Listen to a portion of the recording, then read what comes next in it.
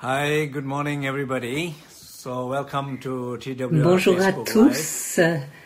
bienvenue à TWR Facebook Live. Je suis très heureux d'être là avec notre hôte David Presti. Bienvenue. Merci, c'est un plaisir et un honneur d'être là. Alors c'est votre deuxième fois ici. Donc aujourd'hui, la conversation, c'est la continuation des 4 lampes.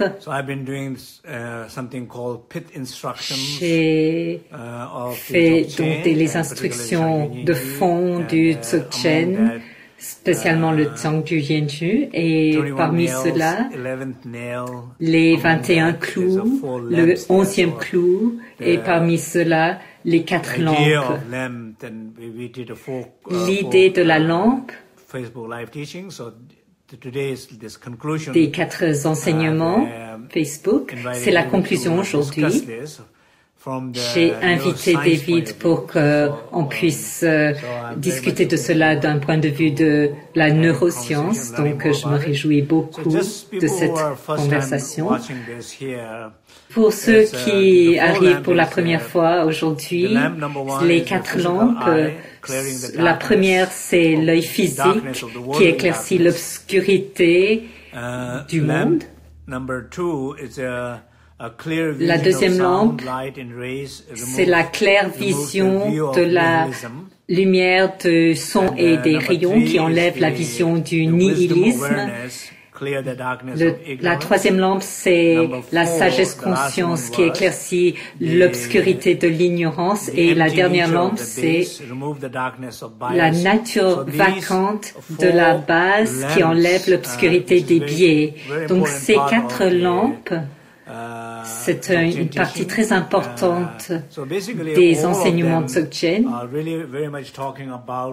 Toutes ces lampes parlent de la lumière, de la lampe, de la conscience.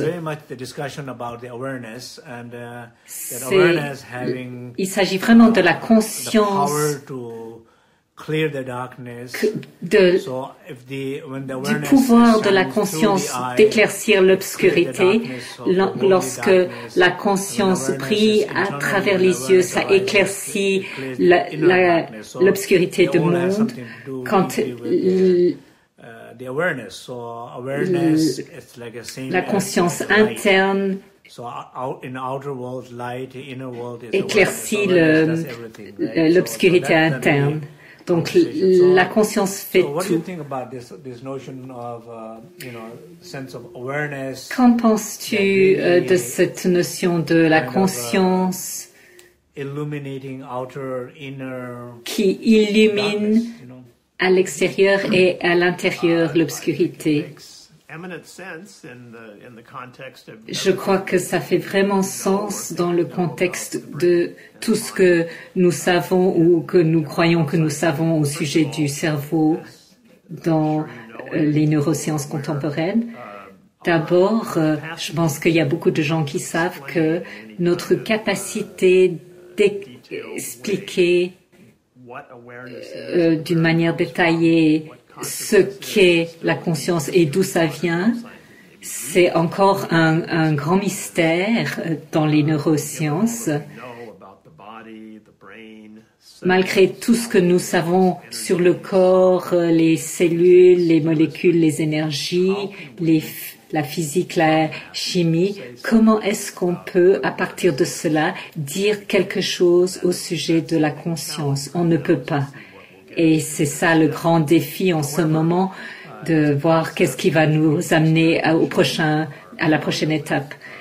Mais en tant qu'un processus expérientiel, on peut commencer à investiguer et à dire beaucoup de choses. Quand on regarde le monde avec nos yeux, on voit la lumière, on voit des paysages qui sont illuminés par la lumière. Et lorsque nous amenons notre conscience à cela, cela devient peut-être plus magnifié, plus On peut aussi amener notre conscience à nos processus intérieurs comme notre respiration, nos pensées, etc. Donc, on a toutes les raisons de penser qu'on peut étudier ces choses. Dans les traditions anciennes, la conscience fait référence au soi. Les enseignements disent que la conscience de soi, c'est la manière que n'importe quel être sensible, n'importe quel être humain peut se réaliser. C'est en ayant la conscience de soi. Donc, c'est pas une perception de soi, mais un éveil de soi. Mais de l'autre côté, il y a un sens conventionnel du soi. On peut penser à seulement deux sortes. Le soi élevé et l'autre, la manière dont on se voit, comment on se projette dans le monde. Donc, chaque fois que les apparences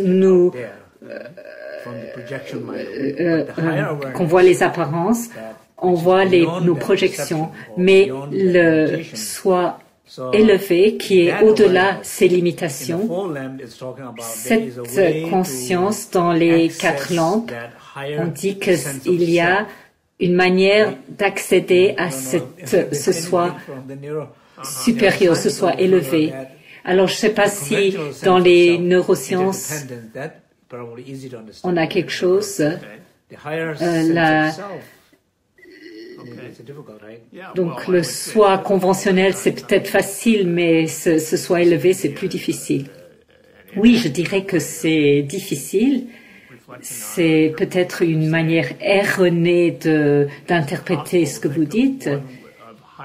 Est-ce que c'est possible de penser à un soi élevé en tant qu'une même conscience conventionnelle, mais en ayant pu enlever les aspects déconnectés de la réalité? Notre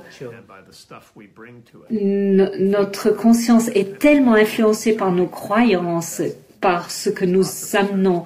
On pense qu'on observe de manière neutre, mais comment nos croyances influencent notre manière de voir les choses. Donc, je me demandais si ce soi élevé était, qu'on pouvait penser à cela comme étant de la conscience ordinaire, mais sans tout ce qu'on y amène comme croyance. Je voulais juste dire, je pense que c'est un sujet très compliqué. On a déjà discuté plusieurs fois de cela et on a partagé, on essaye d'apprendre l'un de l'autre, on essaye de voir qu'est-ce qu'on peut vous amener ici, mais même ce matin, on s'est dit, on ne sait pas ce qu'on va amener, on va juste parler, puis on verra ce qui vient, et peut-être qu'il y aura quelque chose de bien, mais au moins on s'amuse bien. Merci pour votre patience, parce que je crois vraiment que le point de vue scientifique est très puissant et ça a beaucoup de poids dans notre monde moderne. Ça a beaucoup de succès, par exemple, dans toutes les technologies que nous utilisons maintenant pour communiquer de manière si vaste. Donc, on ne peut pas être contre tous les succès de la science. Mais et c'est encore très limité dans sa capacité de s'adresser à des choses qui sont en relation avec l'esprit et la conscience. Et mon avis personnel en tant que scientifique, c'est là où on se heurte au mur. C'est avec les méthodologies qui ont été développées pour essayer de comprendre le monde. Ça a été beaucoup de succès pour comprendre certains aspects du monde, mais quand on essaye d'appliquer ces critères pour essayer de comprendre qui nous sommes et notre conscience. Nous voyons nos limitations qui ont besoin d'être élargies. Ce matin, nous parlions de l'interdépendance. Donc, le sentiment de conscience, la conscience élevée, la conscience au-delà des conditions de la personnalité. C'est très clair dans ces enseignements anciens, mais en même temps, nous avons notre esprit logique, notre manière de penser, mais c'est aussi très important. Mais en fait, ce qu'on essaye peut-être vraiment de comprendre, c'est on pense, donc on parle de l'interdépendance, l'interrelation. Dans la société moderne, c'est très partagé. Il y a le monde matériel extérieur et le monde intérieur n'a pas beaucoup de valeur. Par exemple, en Asie, on apprend de dire oncle, tante, frère, sœur. On ne parle pas seulement avec les prénoms, on parle avec la relation. Par exemple, frère, sœur. Donc il y a un sentiment de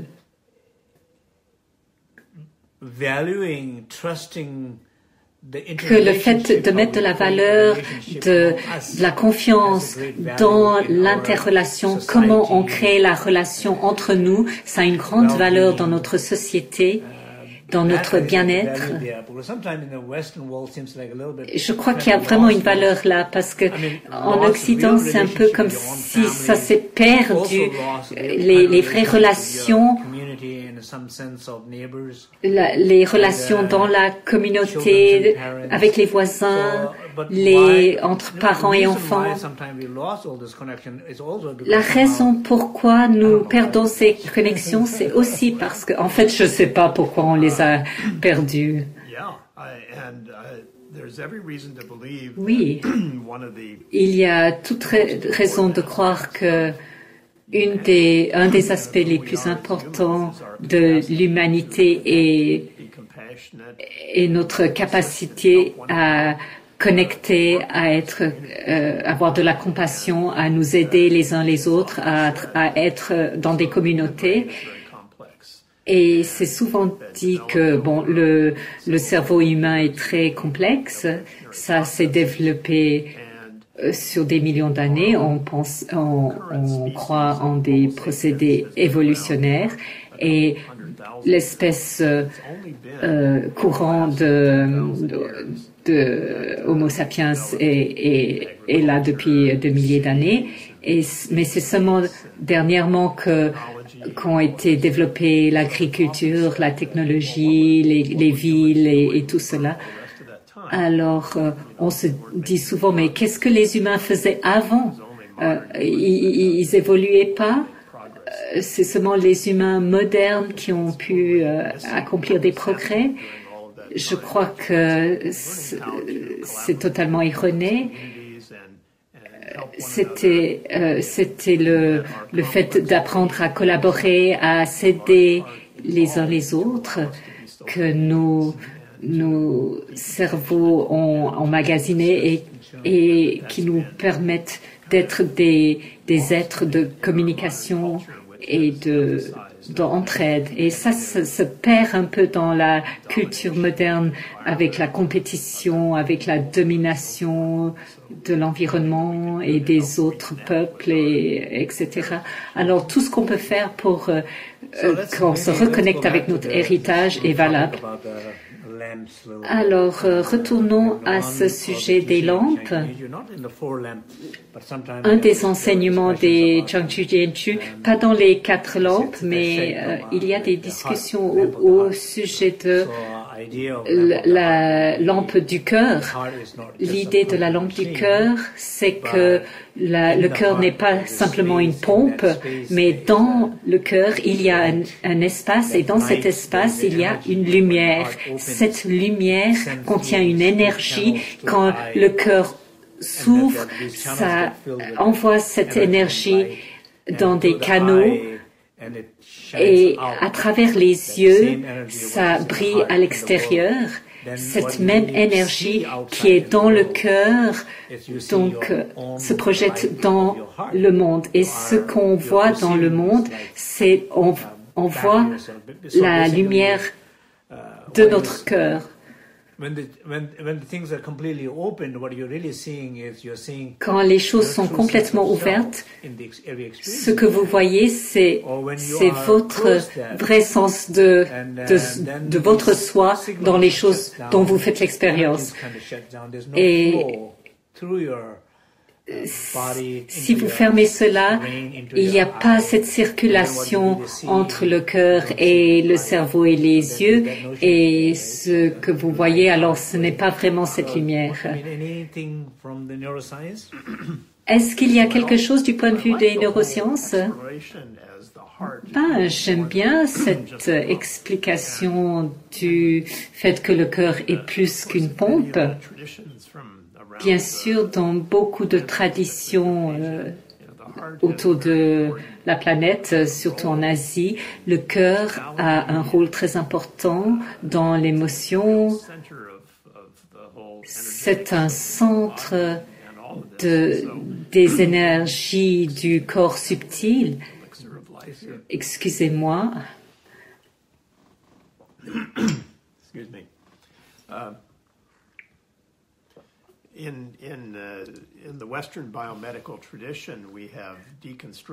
Dans la tradition biomédicale de l'Ouest, on a divisé le corps dans différents systèmes, par exemple le système nerveux, toutes les connexions nerveuses qui communiquent, le système endocrinien, le système digestif, le système immunitaire, le système cardiovasculaire qui pompe le sang, et puis il y a les vaisseaux qui vont partout, et il y a une espèce d'indépendance dans la manière dont nous réfléchissons à ces différents systèmes et dans les recherches qui les concernent. Et nous savons que quelque part, c'est pas comme ça que ça se passe. Le corps est un organisme et tout est interconnecté. Et il y a certainement plus de connexions. Par exemple, dans les médecines tibétaines, chinoises ou indiennes, tout est beaucoup plus connecté. Il n'y a pas autant d'isolation de fonctions. Donc, l'idée que le cœur ait une influence dans notre science biomédicale occidentale, que le cœur puisse avoir ce rôle et dans le cœur et dans le corps et entre les corps, je pense que c'est vraiment une hypothèse géniale. Et souvent, quand les scientifiques entendent des histoires de chakras, de canaux et des choses comme ça, ils les voient comme des images fabriquées qui peuvent peut-être aider pour la méditation ou des choses comme ça, mais comme s'ils n'ont pas une réalité. Mais peut-être que on est en train de louper tout un univers de connaissances qu'on va pas capter si on se limite à une manière de voir les choses. Je n'ai pas beaucoup de choses à dire en ce moment à ce sujet, mais je suis passionnée et enthousiaste qu'il y ait plus de recherche entre les différentes manières de voir le cœur, le corps. Par exemple, dans un hôpital occidental, il y a un département de cardiologie, en fait, différents départements, mais de ton point de vue en tant que scientifique de neurosciences, quelle est la relation entre le cerveau et le cœur. Qu'est-ce qu'il y a, qu'est-ce qui est important? En fait, ce qu'on sait, c'est que il y a beaucoup de connectivité entre le cœur et le cerveau et avec, en fait, tout l'espace autour du cœur. Donc, on va parler surtout du nerf vague qui vient depuis le tronc cérébral. Donc, il y en a un de chaque côté qui descend dans le cou et qui se ramifie en beaucoup de branches au niveau du thorax. Il y en a qui vont dans le cœur, il y en a qui vont dans le système digestif. Donc, c'est très en train de connecter à toute cette zone. Et toute cette zone du thorax ramène des informations au cerveau. Donc, les informations vont dans les deux sens. Alors, qui est le chef? Oui, c'est une bonne question. C'est pas du tout juste de dire que le cerveau dirige. Ça va dans les deux sens. Donc, au sujet des anciennes traditions, c'est pas ni le cœur ni le cerveau qui dirige, mais quelque chose d'au-delà. Peut-être que c'est la conscience. Le cœur et le cerveau, c'est plus comme un espace où l'énergie se situe et communique pour des buts particuliers. Donc, quand tu dis que la conscience dirige, ça amène dans un territoire où les neurosciences ont rien à dire, car nous ne savons pas comment amener la conscience comme une organisation dans l'histoire. Donc, si nous arrivions à ouvrir la manière dont nous questionnons, on peut beaucoup apprendre des traditions anciennes. L'idée de la neuroplasticité, de l'idée que le cerveau puisse se modeler, il y a quelque chose au-delà du cerveau lui-même qui, donc, cette capacité de s'expandre, de changer. Je ne sais pas qu'est-ce que tu veux dire par quelque chose d'au-delà du cerveau est nécessaire.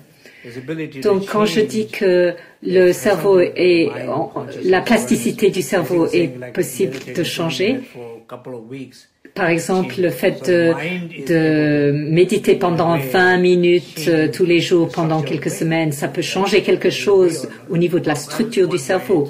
Est-ce que tu es d'accord ou pas?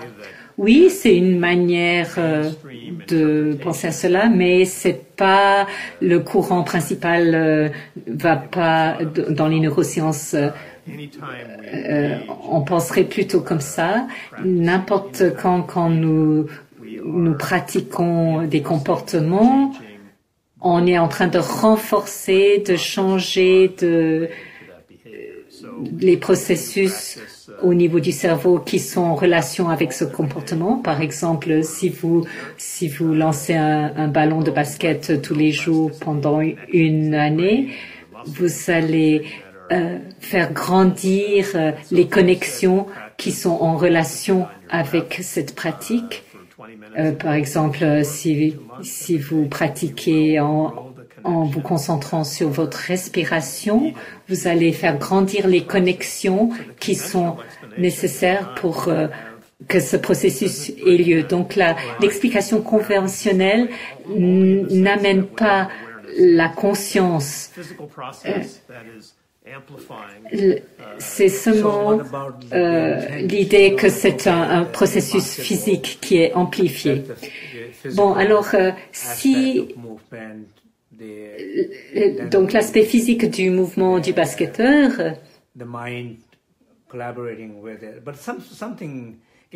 Donc l'esprit qui collabore avec ça.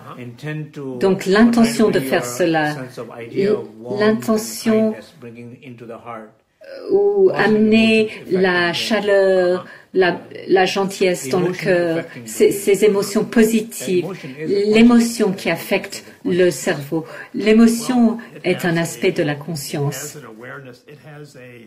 Oui, il y a un aspect de la conscience, mais donc je suis pas en train de défendre cela, mais la manière conventionnelle de comprendre cela en neurosciences, la plupart des neuroscientifiques n'auraient pas de problème avec cela, mais ils diraient pas qu'on a besoin de quelque chose d'au-delà des processus physiques du cerveau. C'est ils diraient, voilà, c'est tous les neurones qui jouent comme ci, comme ça, et tout ça joue ensemble pour avoir cet effet de neuroplasticité. Ils diraient pas qu'on a besoin de quelque chose d'autre. C'est pas reconnu. Je suis pas sûre que c'est le meilleur exemple, mais je pense qu'il y aura des manières. Je pense qu'un jour, on aura des problèmes. On pourra plus tout expliquer comme ça. Par exemple, quand les yogis meurent de manière clinique, mais que le cœur reste chaud. Qu'est-ce que tu en penses? Oui, je pense que c'est très intéressant et je suis très content qu'il y a des gens qui essayent d'étudier ces choses. Le processus de la mort des lamas qui arrive à garder quelque chose de vivant dans le corps, qui reste pendant des semaines, que le corps ne se détériore pas. Et ça suggère que il se passe quelque chose qu'on peut pas expliquer avec la science ordinaire.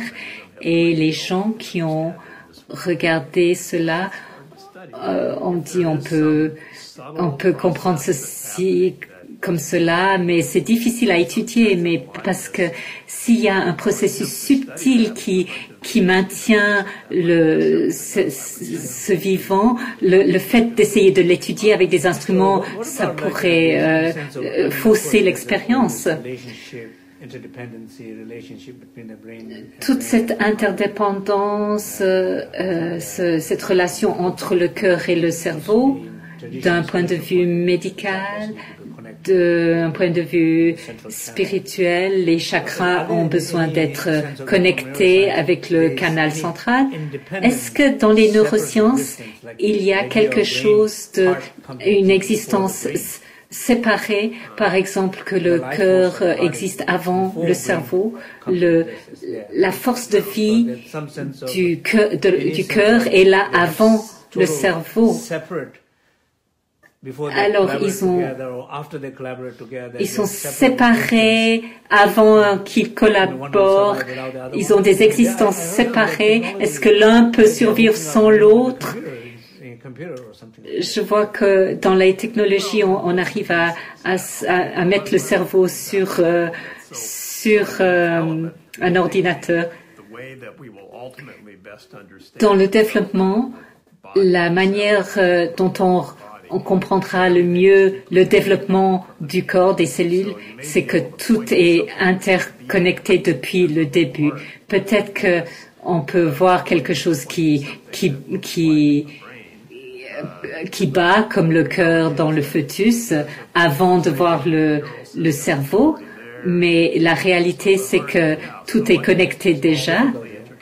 Donc tout est interconnecté.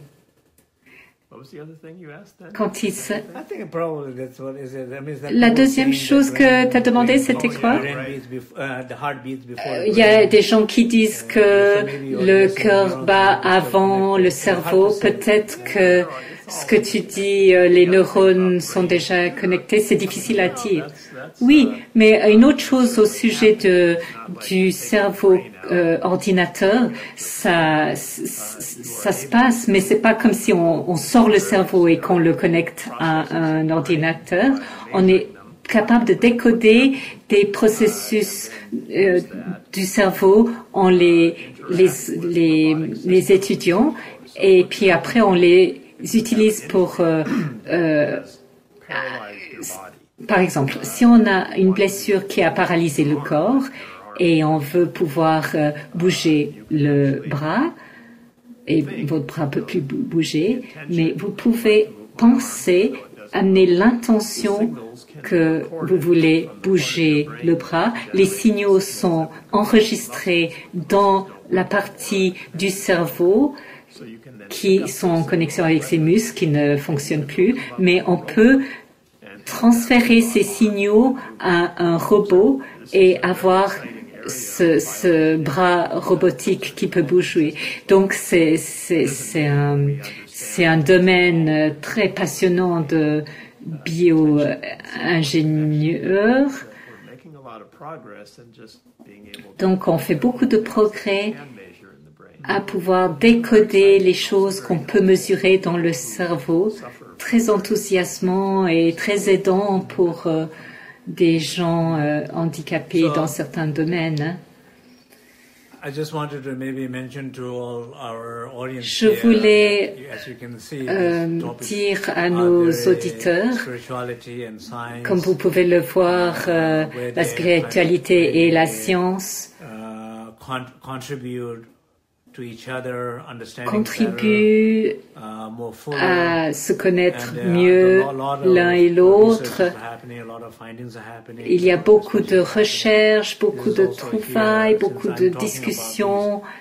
Depuis que je discute au sujet des enseignements, personnellement, je suis très curieux d'essayer de comprendre mieux et d'avoir ce genre de conversation. Il y a beaucoup de questions et des fois on ne sait même pas quelles questions poser, mais clairement il y a...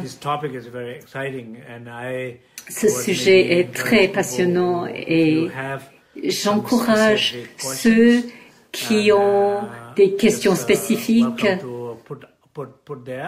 Bienvenue, postez-les et on va en choisir quelques-uns dans le futur et on pourra en discuter. Encore un commentaire qui s'applique aux lampes dont on a parlé plus tôt, c'est cette idée que notre conscience est très affectée par nos croyances. Et c'est quelque chose que nous apprécions dans beaucoup de manières. Et un des enseignements bouddhistes que le Dzogchen, ça affecte tout. Et très lentement, nous arrivons à cette place en science, que ce que nous amenons à notre conscience de n'importe quoi a un effet très important et ça s'applique à tout. Nous avons créé tout en dehors de notre conscience et la seule place dans les sciences contemporaines où on voit ça, c'est dans les mesures de mesures quantiques. Et je pense que une des grandes leçons qui vont sortir de là, c'est que ça s'applique à toutes les consciences, toutes les étapes de la conscience.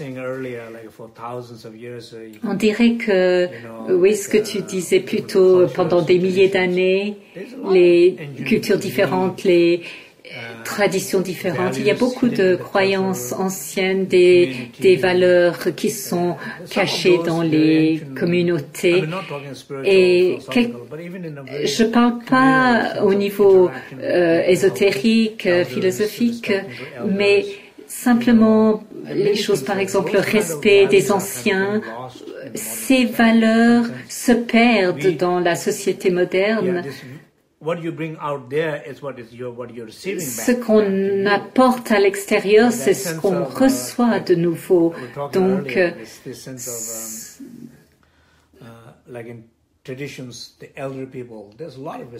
Par exemple, dans les traditions, les anciens, il y a beaucoup de respect, on les appelle les anciens. Par exemple, vous allez dans un monastère et so I naturally, in a system, I naturally have to respect you for that. Si tu étais là avant moi, tu es mon ancien et donc j'ai de respect pour toi. C'est pas comme en Occident où quoi on a un rabais pour aller au cinéma. Non, c'est pas de ça que je parle. C'est du respect que je parle. Alors il y a beaucoup. Oh, ma nièce,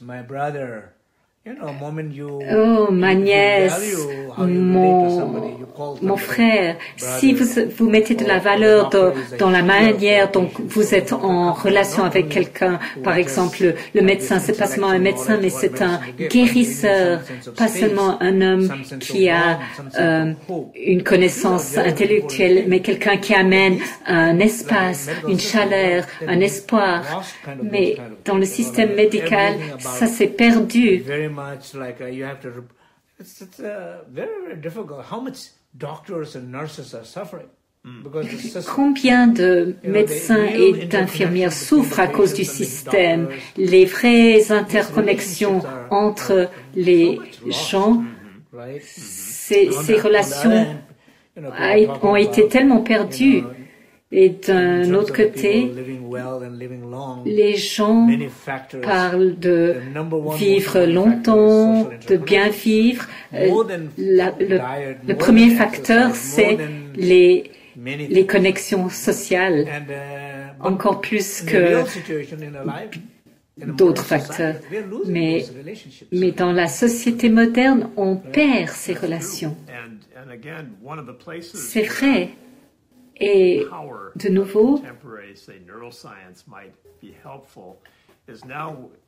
là où le pouvoir de la neuroscience pourrait être aidant, par exemple, quand on touche quelqu'un et on dit quelque chose comme frère, ça active des circuits dans le cerveau qui sont en relation avec les émotions positives et l'inclination vers une meilleure vie, une vie plus saine et plus longue. Donc, ça active des choses dans le cerveau, dans le système nerveux, et ça fait que ça devient plus vrai, qu'on puisse apprécier à quel point ces comportements sont puissants. Par exemple, le fait de tenir la main d'un étranger, de tenir la main avec quelqu'un avec qui vous êtes en relation mais vous n'êtes pas marié, ou de tenir la main de quelqu'un avec qui vous êtes marié. Donc les trois expériences sont complètement différentes au niveau du cerveau. Donc il y a un sentiment de sécurité, il faut faire un peu attention, il y a un petit doute dans le deuxième cas, et dans le troisième cas, je suis en sécurité. Enfin, de ces jours, on ne sait plus, mais enfin.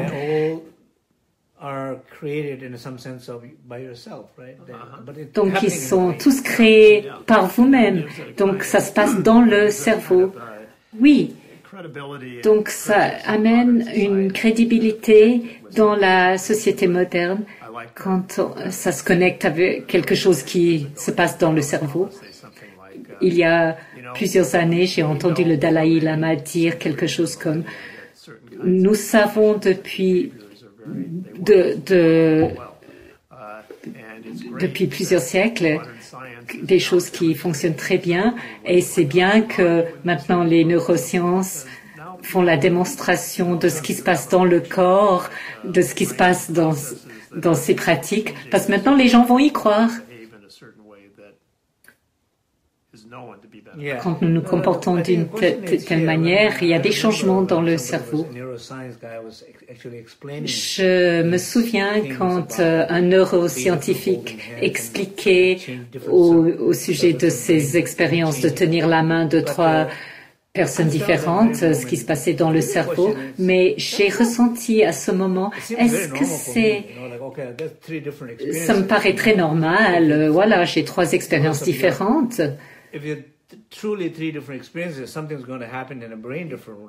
Si c'est vraiment 3 expériences différentes, quelque chose va se passer dans le cerveau, dans le cœur. Je peux comprendre qu'il y a quelque chose de différent qui se passe, mais la vraie question c'est la perception de soi. Si on revient à ce qu'on parlait au sujet de la conscience, ce n'est pas la main ou la façon de tenir, il s'agit de qui.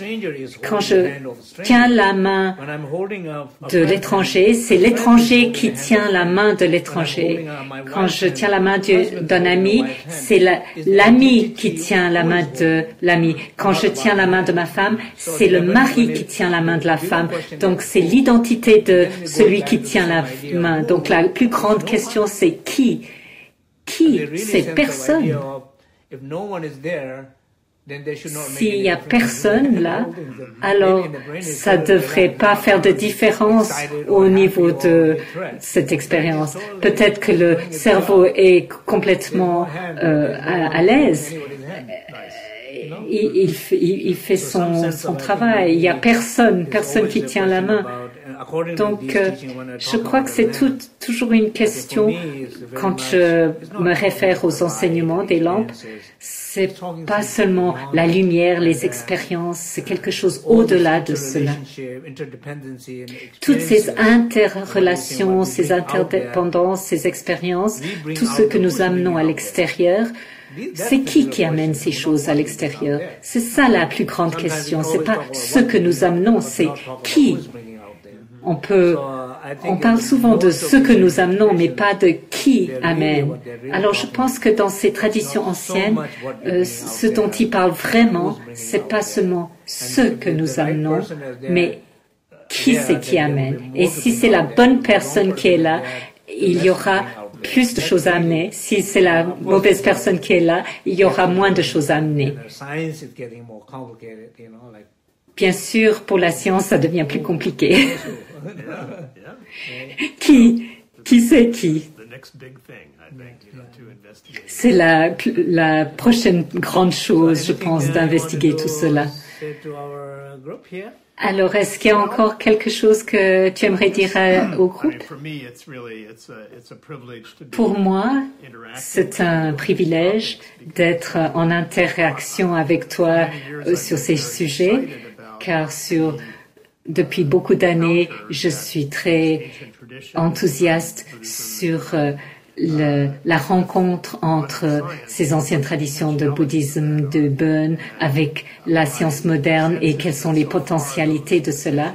Et ces potentialités ont seulement été investiguées de manière très restreinte et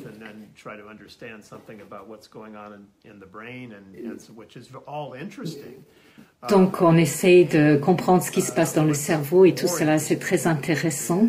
Mais ce qui est encore plus intéressant pour moi, c'est d'apprécier comment cette manière de regarder le monde et le soi en train d'interagir avec le monde a depuis le commencement, il y a une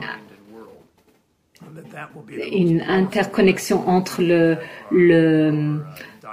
l'esprit et le monde et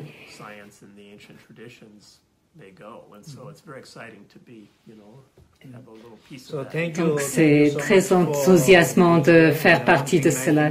Donc merci beaucoup d'avoir été là et donc nous habitons tout près et nous sommes tous les deux très curieux de continuer à partager.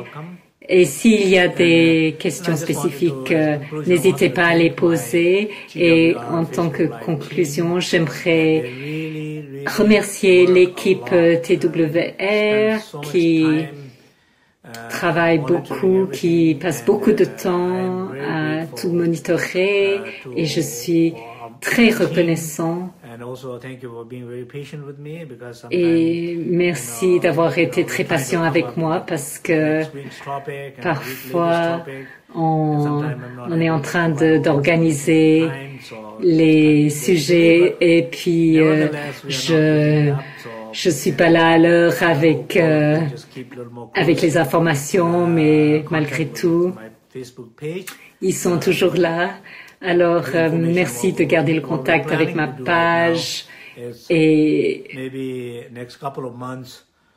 ce qu'on pense faire maintenant, c'est de continuer avec les enseignements de fond et aussi une méditation sur la douleur.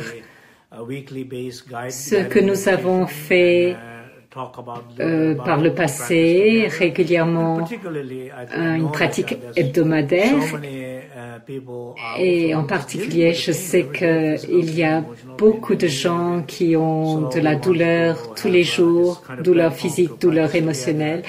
Et donc, on voulait avoir cette plateforme pour pouvoir pratiquer ensemble et enseigner. Donc, l'idée, c'est de travailler sur votre propre douleur, c'est la pratique du Dharma, et les deux marchent bien ensemble. Je pense que c'est ce que nous avons l'idée de faire.